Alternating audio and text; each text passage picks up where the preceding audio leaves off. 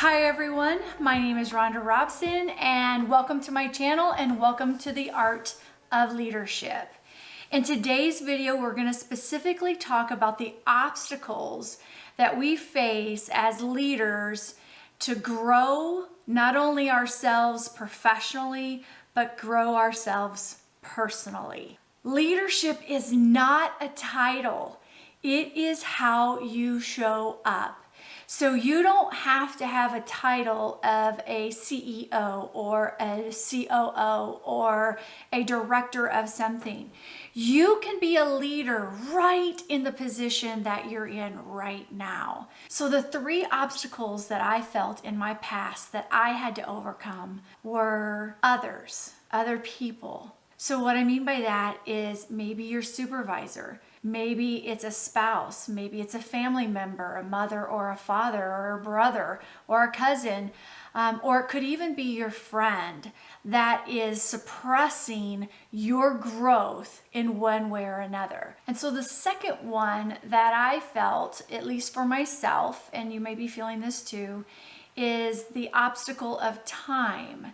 You know you have this goal that you've set out here, but it is taking a lot longer than maybe what you had hoped it to take. Or maybe there's areas in your life that are just complicating that and slowing you down. So we can talk a little bit about that. And then the third is yourself. We are our worst enemies sometimes. And so when we don't believe in ourselves, it's hard to go to that next level and to grow. Those are the three things we're going to talk about today. So let's talk about the obstacle of others and holding you back, if you will.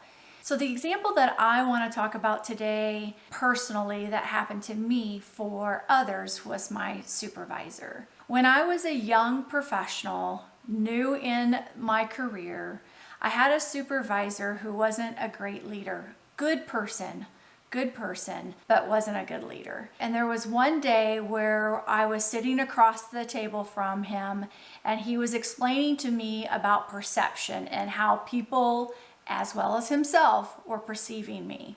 And the thing that he told me broke me. I had to really pull my bootstraps up to move forward. So what he told me was that people and himself considered myself a big bitch. And that hurt to the core. That is not okay for a supervisor to say. It doesn't matter if people are perceiving you that way, and it doesn't matter if others view you that way. That supervisor should have brought up issues on how I could better handle myself or better handle situations than just flat out calling me a bitch. That was a hard one to get over, and I'm still struggling with that one.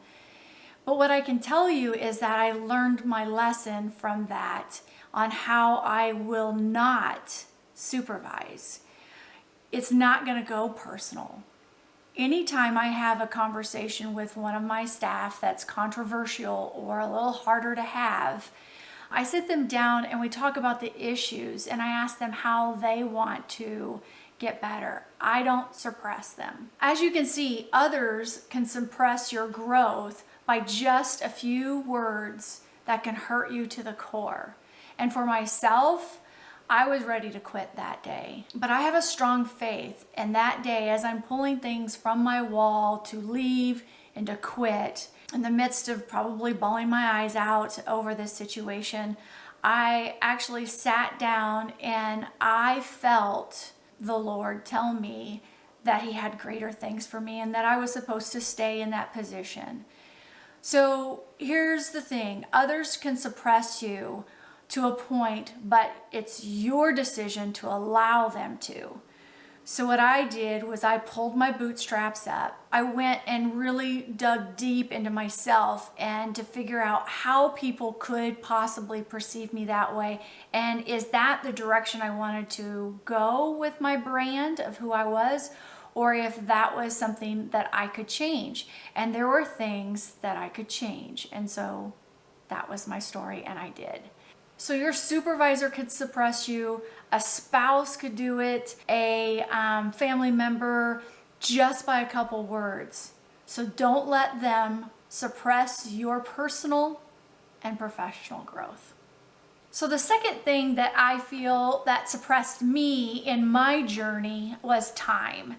And you may feel the same way. You want to get to that next level quicker, faster than maybe you possibly are. But here's what I've discovered is that you are learning through the experiences that you're in right now to be a better leader in the position that you will get to. So time, although it can be an obstacle, can also be an opportunity. Just like with any of this, even with the discussion of my supervisor and what he did, it was an opportunity for me to either continue down the path that I was going or pivot and become the person I really wanted to become, right? So this time is also an opportunity. So a story for you about me is that I was a stay-at-home mom for 12 years. So a lot of time during that period of time for my own personal growth. And then once I got back into the workforce, it felt like an eternity to get the experience that I needed to get to the levels that I wanted to get to. So time, though, and experiences helped me to become a better leader for the position that I'm in right now. So during the time that you're experiencing a lull of progression, use that to develop yourself through reading, experiences, or challenging yourself to a stretch project, whatever that looks like. Use that time to benefit you as an opportunity instead of it as an obstacle. All right, so the third one, and that is personal. That's you. We are our worst enemies, like I said earlier in this video. We are our worst enemies. We don't think that we're good enough for that next position, or we don't think that we're good enough in order to start a new job, or we're not good enough to start a YouTube channel. Whatever that is, that's your own internal voice talking to you, and that's a major obstacle that you need to overcome. So I'll give you two stories on this one for myself. So the first story that I want to tell you is about a program that I was going through, and it was called CEO Preparatory Institute. So we called it CPI. When I was in that, there was a ton of different individuals who I felt had more qualities, more competencies, more knowledge, a bigger budget than I did at that time, and I felt very intimidated. These individuals also came from multi-branch organizations, and I was just a little independent branch. But what I realized was, although it was an intimidating situation, it was the perspective that I had with them instead of looking at what capabilities and what competencies do you have that are actually maybe better than theirs. So it's all a perspective of how you look at things. And so in that particular situation, I really had a lot more experience than they did, even though their budgets were double and triple than mine. And that was because of the hats that I got to wear and the experiences that I had. So the second one I want to tell you a story about is this particular YouTube channel.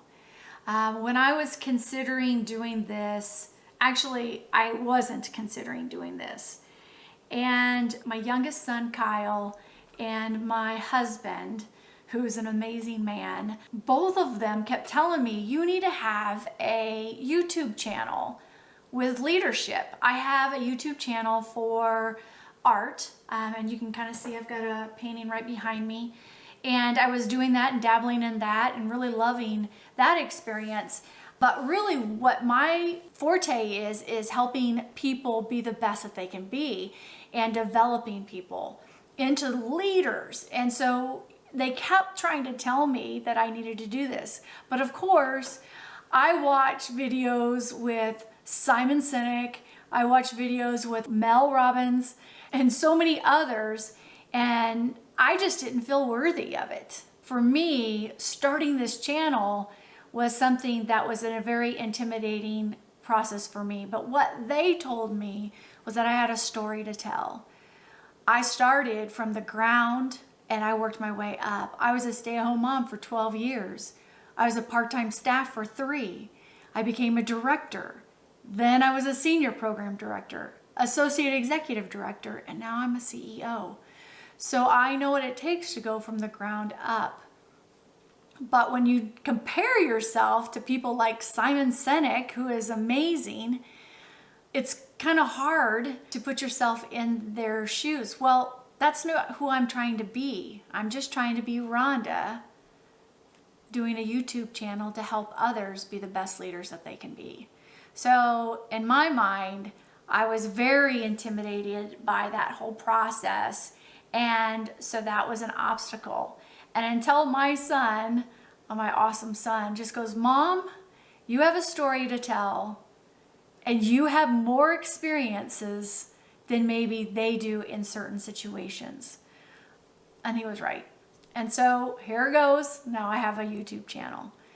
So the 3 things that can hold you back, the 3 obstacles, the 3 challenges, or if you really want to be honest, the opportunities are others in your life who are suppressing you, time, and then yourself.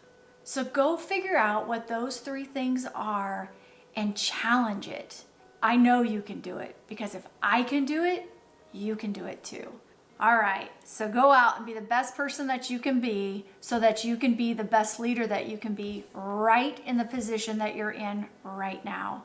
Don't let those obstacles stand in your way. You can do anything you set your mind to.